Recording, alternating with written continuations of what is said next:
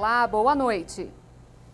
O hospital onde o presidente Jair Bolsonaro foi internado com dores abdominais divulgou uma nota agora à noite informando que o quadro apresentou melhoras. O presidente está sem dor ou febre. A avaliação definitiva quanto à necessidade de intervenção cirúrgica deverá ser feita pelo médico Antônio Luiz de Vasconcelos Macedo, que está retornando do Panamá.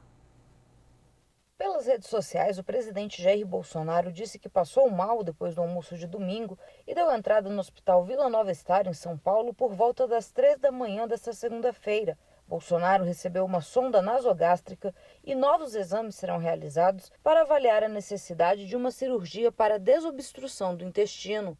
É a segunda internação com os mesmos sintomas após a facada de setembro de 2018 e 4 cirurgias, escreveu o presidente. Em nota, a assessoria do Hospital Vila Nova Star, da Rede D'Or, informou que Bolsonaro foi internado na madrugada de segunda-feira em decorrência de uma suboclusão intestinal. O quadro é estável e não há previsão de alta. Na última semana, durante o recesso de fim de ano, Bolsonaro esteve de férias no litoral sul do país. Em Santa Catarina, esteve em praias, passeou de jet ski, visitou e cumprimentou apoiadores e saiu para jantar em uma pizzaria. Pelas redes sociais, parlamentares e ministros estimaram melhoras ao presidente. O senador Flávio Bolsonaro escreveu que o pai está bem e é vítima do ódio e de mal-amados que desejam a morte de Bolsonaro. Bia Kicis disse que tem muita gente torcendo contra, mas Deus está no comando e logo ele irá se recuperar.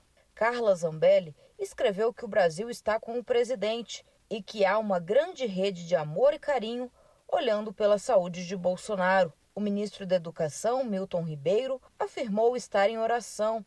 Tereza Cristina, ministra da Agricultura, também estimou melhoras. E o ministro das Comunicações, Fábio Faria, disse que ora pela recuperação rápida de Bolsonaro, que está internado com obstrução intestinal, consequência da facada e das 4 cirurgias que passou.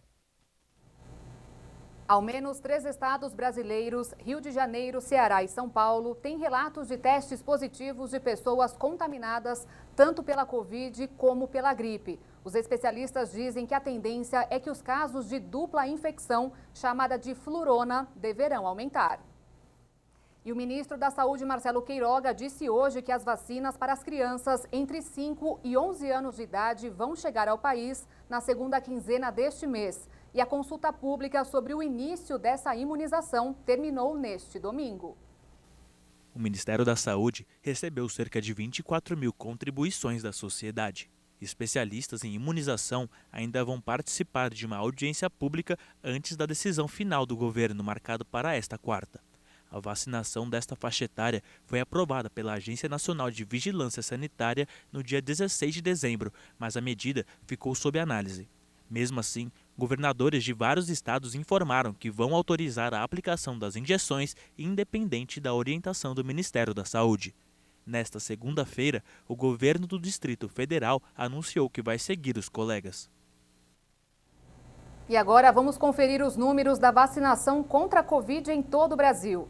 De acordo com as secretarias de saúde dos estados e do Distrito Federal, foram aplicados 331.335.826 doses. 77,9% dos brasileiros já receberam pelo menos uma aplicação e mais de 143.462.000 estão totalmente imunizados com as 2 doses ou com a vacina de dose única.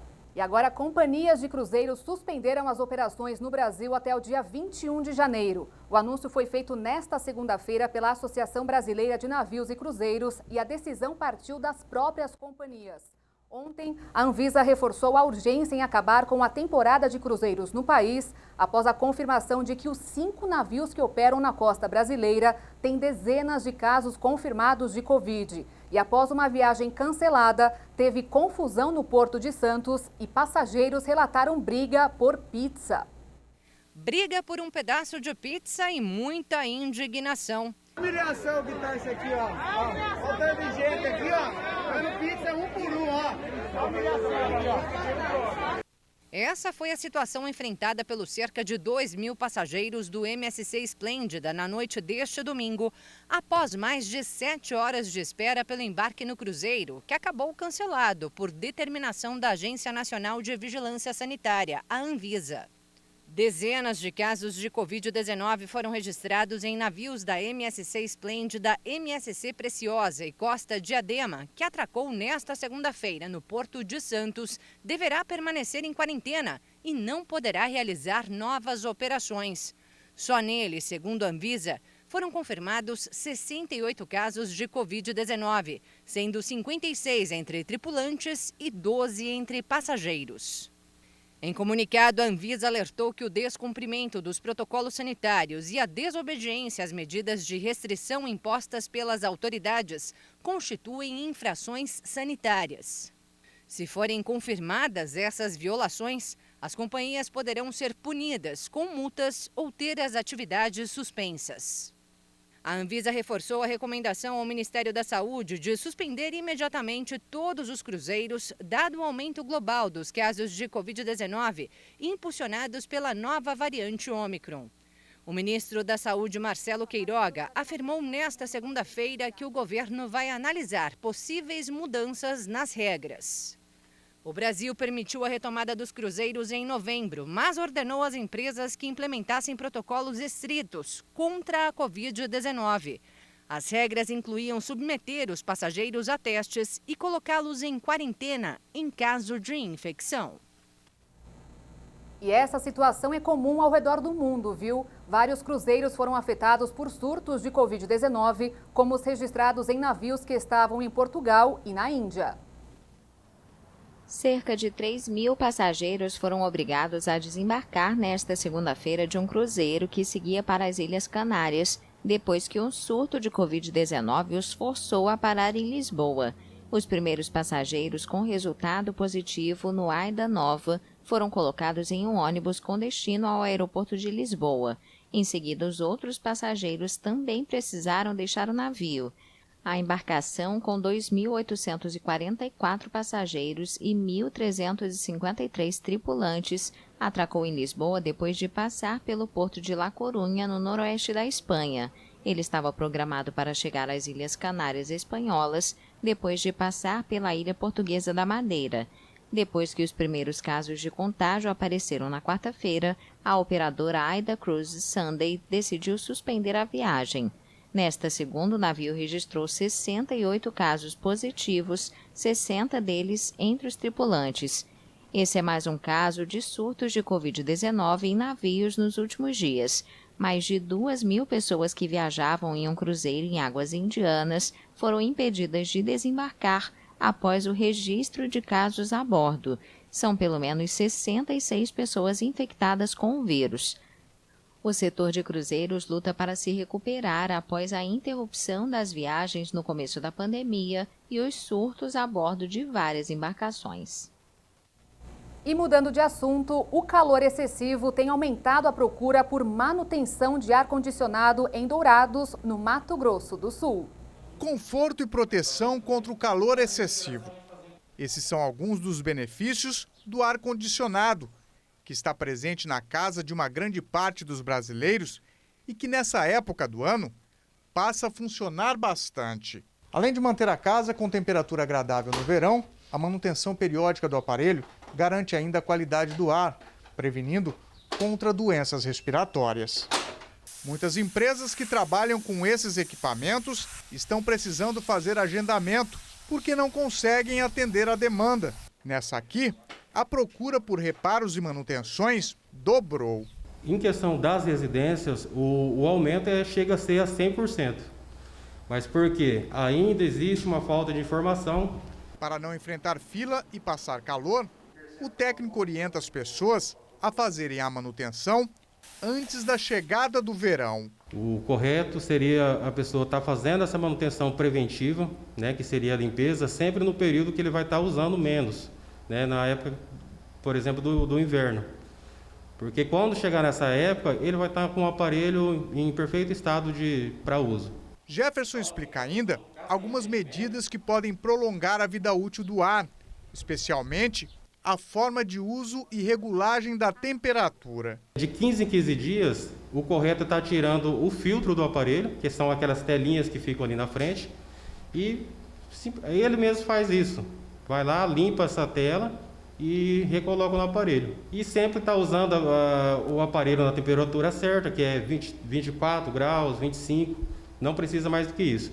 Caso contrário, ele use em 18, 19, ele vai estar forçando o aparelho. O verão começou dia 21 de dezembro e segue até o dia 20 do mês de março. Até que a temperatura mude, o jeito é se refrescar no ar-condicionado, que deixou de ser um item de luxo e passou a ser uma necessidade. E depois do intervalo, você vai ver, Brasil volta a ocupar um assento no Conselho de Segurança da ONU. E vai ver também, pessoas com deficiência auditiva também vão poder comprar carros novos com isenção de IPI.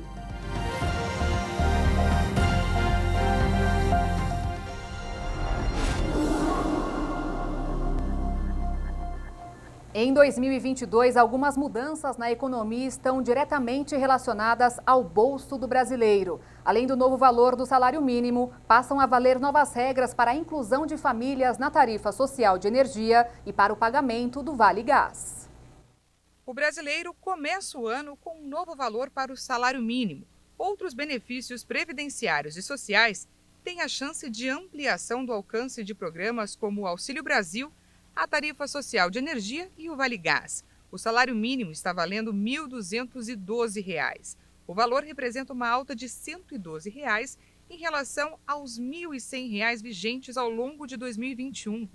Além de aposentadorias e salários, o novo mínimo vai mudar também os valores de benefícios como PIS/PASEP e seguro-desemprego. Os brasileiros também podem estar incluídos no programa Auxílio Brasil e receber o pagamento de R$ 400, que já está valendo desde dezembro de 2021. Esse ano, novos beneficiários devem começar a fazer parte do programa, que tem estimativa de atender cerca de 18 milhões de famílias. A terceira parcela do Auxílio Brasil começa a ser paga em 18 de janeiro. Outro programa que pode ajudar a população mais vulnerável é o Vale Gás, que começou a ser pago em dezembro às cidades atingidas pelas chuvas em Minas Gerais e na Bahia. Segundo o Ministério da Cidadania, cerca de 5 milhões e meio de famílias estão elegíveis para receber o benefício. Os beneficiários vão ter direito a cada 2 meses a um valor correspondente a uma parcela de no mínimo 50% da média do preço nacional de referência do botijão de 13 quilos. As famílias inscritas no Cadastro Único ou benefício de prestação continuada também vão ser incluídas pelas distribuidoras na tarifa social de energia elétrica. O desconto na conta de luz pode variar de 10% a 65% até o limite de consumo de 220 kWh por mês. Mais de 1 milhão de trabalhadores vão receber o saque aniversário do Fundo de Garantia por tempo de serviço neste mês. E já começou a valer hoje a nova rodada de retirada anual do FGTS para os nascidos em janeiro. O profissional que opta por essa modalidade pode retirar uma parte do Fundo de Garantia uma vez por ano, mas não tem acesso ao saldo integral do fundo se for demitido sem justa causa. Os aniversariantes deste mês, que têm saldo no benefício, podem fazer adesão ao saque aniversário. O dinheiro pode ser retirado até o dia 31 de março das contas ativas ou inativas. A Caixa prevê que mais de 1.300.000 trabalhadores vão ter direito ao saque aniversário em janeiro, o que corresponde a quase 2 bilhões de reais. Pelo calendário do programa, o período de saques começa no primeiro dia útil do mês de aniversário e acaba no último dia útil do mês seguinte. Mas ele não é obrigado a participar da sistemática e quem não fizer a opção tem o direito de pegar todo o saldo do FGTS se for demitido sem justa causa. Caso o trabalhador não saque o recurso em até 3 meses, ele volta automaticamente para sua conta no FGTS. Os trabalhadores têm até o último dia útil do mês de aniversário para fazer a adesão à modalidade. E em todos os casos, é mantido o direito à multa de 40% paga pelo empregador em caso de demissão sem justa causa. O valor liberado pela Caixa depende do saldo total que o trabalhador tem em suas contas do FGTS. A balança comercial bateu um recorde histórico no ano passado. O saldo positivo foi de 61 bilhões de dólares, 21% maior do que em 2020. O Brasil exportou 280 bilhões e importou produtos equivalentes a 219 bilhões de dólares. Os maiores parceiros comerciais do país foram a China e os Estados Unidos. E começando o primeiro dia útil do mercado financeiro de 2022, o dólar fechou em alta de 1,57%, com foco do mercado no avanço da variante Ômicron e na notícia de que o presidente Jair Bolsonaro está internado com quadro de obstrução intestinal. Com isso, a moeda norte-americana encerrou o dia cotada em R$ 5,66 na venda. Já a Bolsa de Valores fechou em queda de 0,86%, com 103.921 pontos. E o preço médio dos combustíveis subiu 4 vezes mais do que o dólar ou a inflação no ano passado. O balanço da Agência Nacional de Petróleo, divulgado hoje, o litro do óleo diesel aumentou 45%, a gasolina 46% e o etanol 59%. O presidente Jair Bolsonaro sancionou na última sexta-feira um projeto de lei aprovado no Congresso que prorroga a isenção do Imposto sobre Produtos Industrializados, o IPI, para taxistas e estende o benefício a pessoas com deficiência auditiva. Com isso, o benefício será garantido até 31 de dezembro de 2026. O valor máximo do veículo que terá isenção é de R$ 200 mil. Os descontos variam de 7% a 17%. O benefício prorrogado até 2026 foi defendido pela senadora Mara Gabrilli, do PSDB de São Paulo. O texto da legislação reforça a importância da regulamentação da lei brasileira de inclusão da pessoa com deficiência. O governo federal prevê que essa regulamentação será feita por decreto presidencial com base no relatório produzido pelo Grupo de Trabalho Interinstitucional sobre o Modelo Único de Avaliação Biopsicossocial da Deficiência, coordenado pelo Ministério da Mulher, da Família e dos Direitos Humanos, divulgado em 3 de dezembro do ano passado. De acordo com dados da Associação Brasileira da Indústria, Comércio e Serviços de Tecnologia Assistiva, a venda de veículos com isenção de impostos para pessoas com deficiência mantém um mercado do qual fazem parte montadoras, concessionárias, autoescolas, despachantes, feiras, eventos, publicações, empresas que fazem adaptações nos veículos, empreendedores que criam novas tecnologias para o setor e outros profissionais. Em 2019, essa estrutura movimentou 15 bilhões de reais. E você vai ver a seguir, governo manda uma equipe de médico à Bahia, onde a chuva continua provocando estragos. E ainda, uma tempestade de neve atinge Washington, nos Estados Unidos.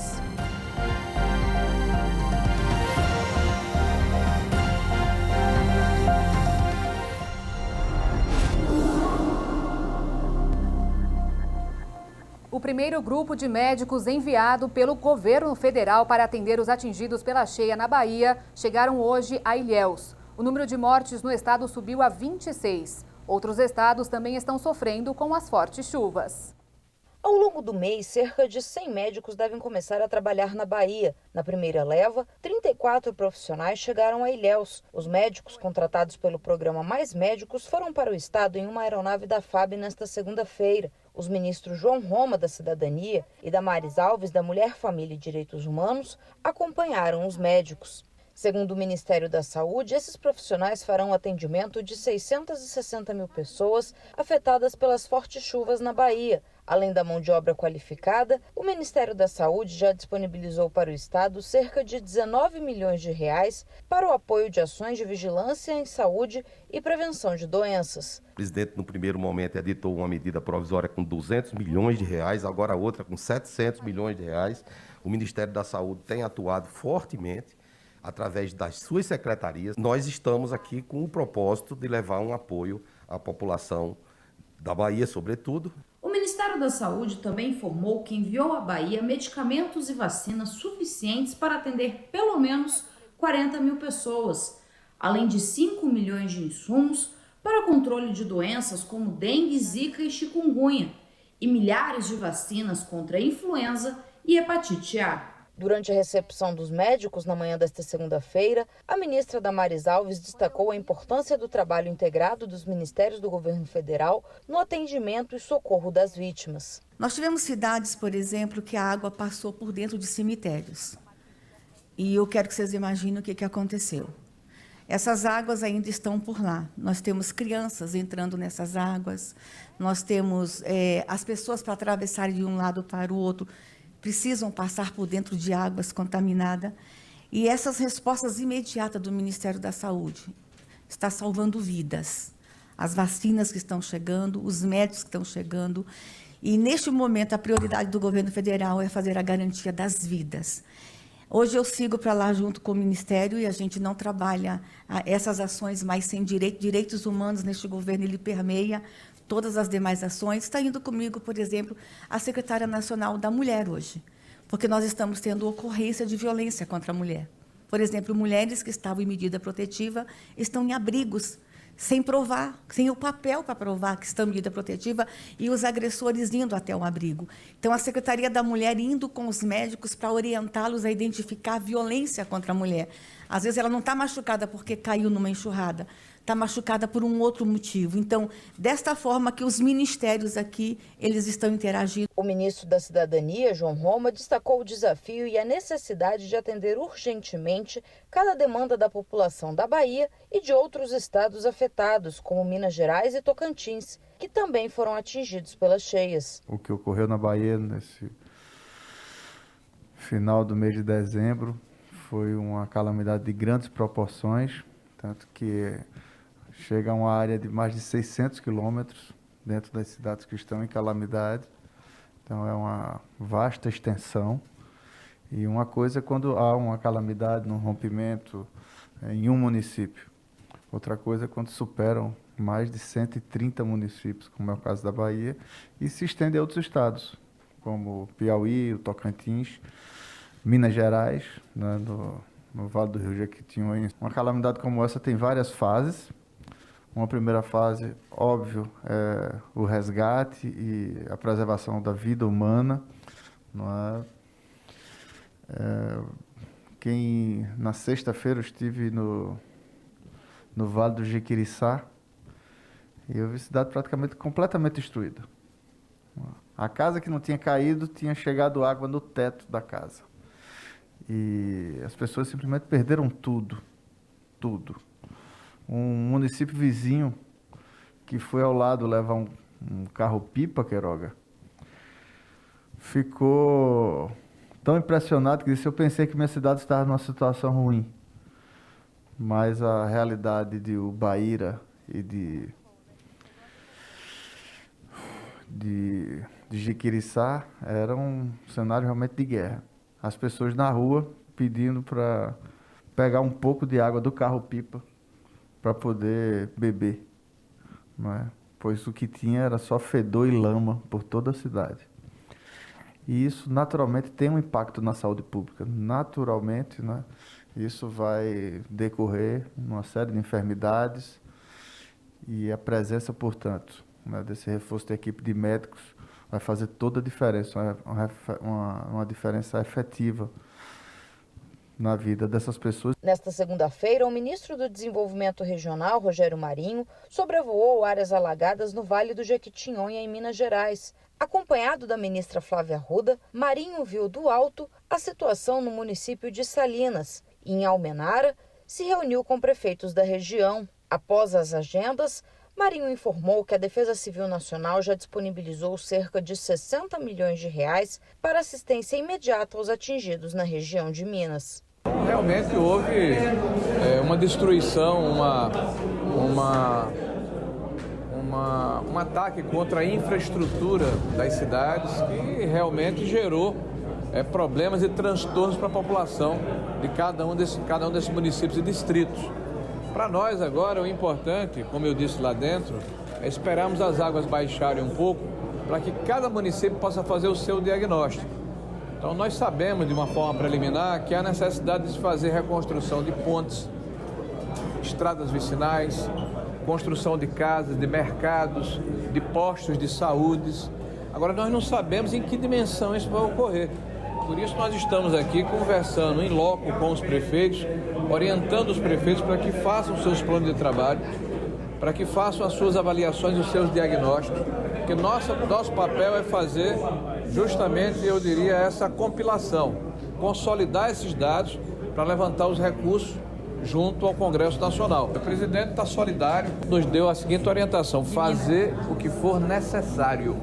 Fazer o que for necessário significa não só ser solidário e abrigar as pessoas que estão fora da sua residência, ajudar as prefeituras locais, ajudar o esforço do governo do estado através da Defesa Civil, se irmanar com a bancada federal para buscar esses recursos, mas principalmente reconstruir esta região e evitando no futuro, pelo menos nos lugares reconstruídos, que hajam novas catástrofes.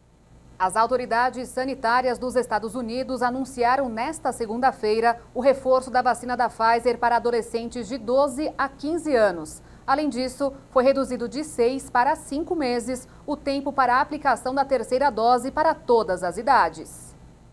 As autoridades sanitárias do país ainda reduziram de 6 para 5 meses o tempo para a aplicação do reforço para todas as idades.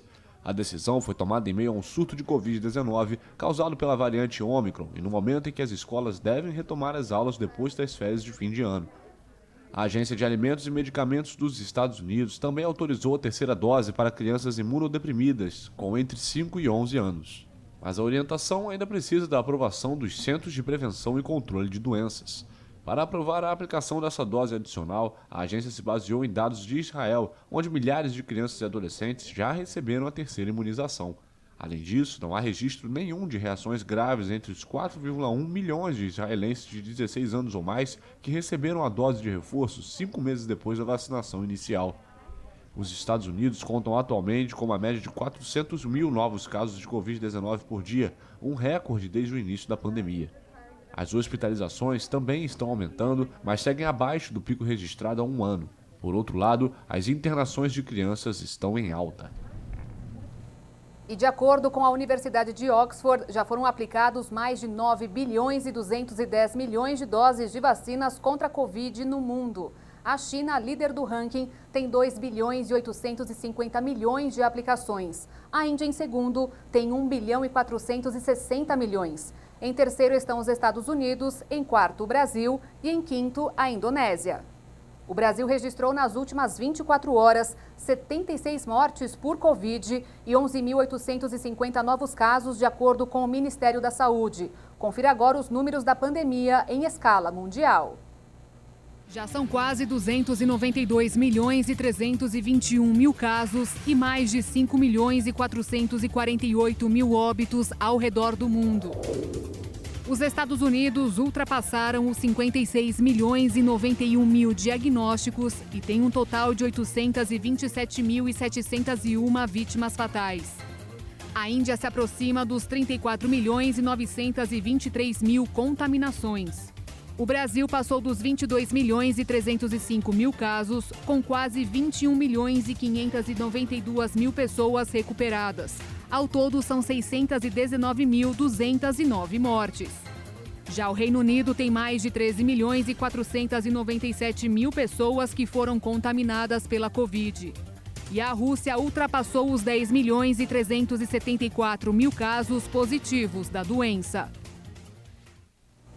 Uma forte tempestade de neve afetou o transporte nesta segunda-feira e forçou o fechamento de escolas e serviços federais em Washington, nos Estados Unidos.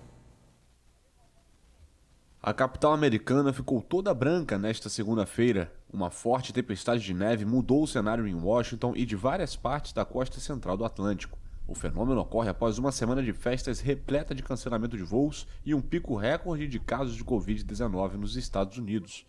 A nevasca afetou o transporte em geral, forçando o fechamento de escolas e serviços federais.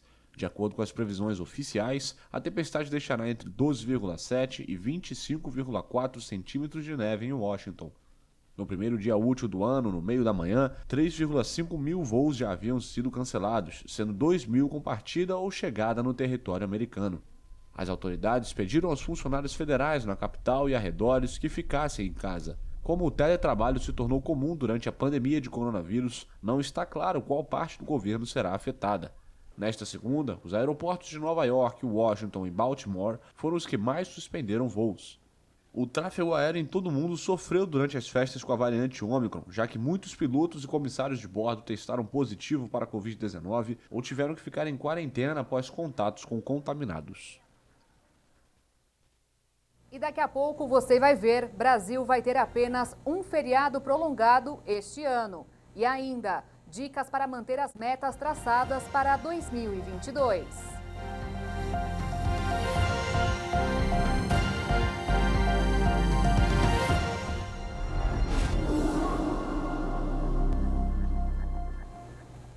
2022 começou oficialmente hoje com uma certeza para dirigentes, empresários e trabalhadores. A temporada de feriados prolongados vai ser bem curta, com apenas uma data nacional emendada com um fim de semana. Para alguns setores da economia, uma ótima notícia.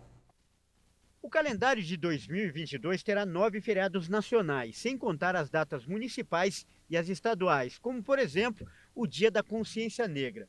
E a má notícia para muita gente é que só um deles será prolongado, a Paixão de Cristo, no dia 15 de abril, que cairá numa sexta-feira e poderá ser emendado com o sábado e o domingo. 2 feriados serão no domingo, o 1º de maio, Dia do Trabalho, e o Natal. E para tristeza geral, 3 feriados vão cair na quarta-feira, o que dificulta para emendar com os outros dias. Como muita gente, você também gosta de feriados prolongados? Sim, gosto muito. O que ajuda na vida o feriado prolongado? A descansar, né? Desestressar, relaxar, né? Meio que afiar o machado, né? Para cortar outras madeiras, né? Importante para a saúde mental e física e da família também, ajudar no vínculo da família e dos amigos. Agora, você sabia que esse ano que está começando vai ter só um feriado prolongado? Eu soube. Tá uma choradeira terrível com relação a isso. Vou te falar que esse ano que está começando vai ter um feriado prolongado só. Um só que vai cair na sexta e emendar com o sábado e domingo. O único. Você sabia disso? Não, não me atentei ao calendário. Não olhei o calendário, mas que venha, né? Agora, sabendo isso, não é uma boa notícia para começar o ano? Não é. Não é uma boa notícia. Muito ruim, né? Porque a gente precisa de um descanso, né? Trabalhar é bom, tudo é objetivo para nós, mas também precisa descansar um pouquinho, né? Desanima um pouco começar um ano sabendo que você vai ter um feriado prolongado? Ah, com certeza, né? Porque você já está acostumado na rotina de já saber as matemáticas dos feriados, né? Então, nem sabia disso aí, me pegou no pulo agora. Então, esse ano vai ser um ano que vai custar menos em termos de feriado do que o ano passado. Esse ano nós teremos 7 dias, o que é uma notícia boa. Sobretudo para o varejo, né, que vai ter um custo menor em função disso. Né? É importante lembrar que o Carnaval e Corpus Christi não são feriados federais. As datas são feriados municipais ou estaduais em alguns locais. Os feriados têm um custo para a economia como um todo, né, para a indústria, para o varejo, mas o varejo sente muito os feriados por conta do custo que acaba tendo na sua operação, sobretudo da mão de obra, da folha de pagamento. Ruim para uns, bom para os outros. Para os comerciantes, o baixo número de feriados no calendário é uma ótima notícia. Com menos datas comemorativas em dias úteis, os prejuízos devem ser os menores dos últimos 8 anos, de acordo com um levantamento feito pela Federação Nacional do Comércio. A previsão para esse ano é que o prejuízo causado pelos dias parados chegue a 17 bilhões e 200 milhões de reais, 22% a menos do que no ano passado, quando as perdas foram de 22 bilhões e 100 milhões de reais. A última vez que os feriados causaram um prejuízo tão baixo foi em 2014, com 16 bilhões e 200 milhões de reais. Sob o ponto de vista da economia, tendo uma quantidade menor de feriados, você tem uma quantidade, você produz mais, você tem maior produção, você tem comércio varejista vendendo, enfim, recebendo seus clientes, você tem atividade econômica a pleno vapor. Quando você tem feriado, você acaba tendo um custo adicional, seja porque você tem que compensar banco de horas de folha depois, ou se você não compensa banco de horas, você paga em dobro aquela hora ao seu colaborador, você acaba impactando o custo da operação de quem tem que pagar em dobro. Sabia que esse ano só vai ter um feriado prolongado? Graças a Deus. Por quê? A gente tem que trabalhar, as contas tudo aí pendurada. É melhor trabalhar do que descansar? Eu prefiro. Tem que trabalhar, a economia tá ruim, tem que girar. Para você é bom, então? Para mim é bom. É mais trabalho, mais dinheiro? Com certeza. E já que é assim, o melhor é aproveitar o pouco tempo de descanso que o calendário vai oferecer. Saindo um pouco até da esfera econômica, a gente deve buscar sempre o equilíbrio da nossa vida, do trabalho, com lazer, com a nossa família, com nossos amigos. Então, assim, aproveitar o máximo de tempo possível até para estar revigorado, para poder produzir quando for a hora. Agora eu tenho uma pergunta. Você já traçou as suas metas para 2022? O que te deixaria realmente realizado ou realizada? Mas olha só, se você é daquelas pessoas que não se organizam e nem sempre concluem os objetivos, nessa reportagem você vai receber dicas bem interessantes para que neste ano tudo saia nos conformes. Sonhos, metas e objetivos. No início de cada ano, as esperanças se renovam. Cada um quer chegar naquele lugar almejado. ou conquistar aquilo pelo qual tem trabalhado duro para conseguir. 2021 foi um ano de muitos desafios e fez as pessoas repensarem as prioridades, colocando a saúde e a família em primeiro lugar, deixando os bens materiais em segundo plano. O importante é saúde, tendo saúde e serviço, né, trabalho, o resto de boa, tranquilo. Só de estar vivos, né, e estarmos bem, com saúde, isso já é uma grande graça, né? E se a gente puder trabalhar, estar com as pessoas que a gente ama, aí tá ótimo. Nesse ano que a gente passou, acho que a principal meta para todas as pessoas é ser um ser humano melhor. A gente aprendeu a ser pessoas melhores, né? Eu acho que esse é o objetivo principal. O resto vai ser consequência. Para atingir o alvo, existe um caminho a percorrer e um preço que nem todos estão dispostos a pagar. Mas para ter clareza naquilo que realmente quer, o primeiro passo é conhecer a si mesmo. O estabelecimento, primeiro, de objetivos e metas, ele requer um autoconhecimento, ou seja, uma leitura dos recursos que o indivíduo possui, aquilo que ele tem, um reconhecimento de si, daquilo que quais são as suas capacidades, suas habilidades. Isso tudo acaba sendo fundamental no momento em que o indivíduo vai estabelecer um objetivo e vai definir as metas para atingir esse objetivo. Os objetivos podem ser de curto, médio ou longo prazo. E quanto maior, mais complexo é o caminho para a realização.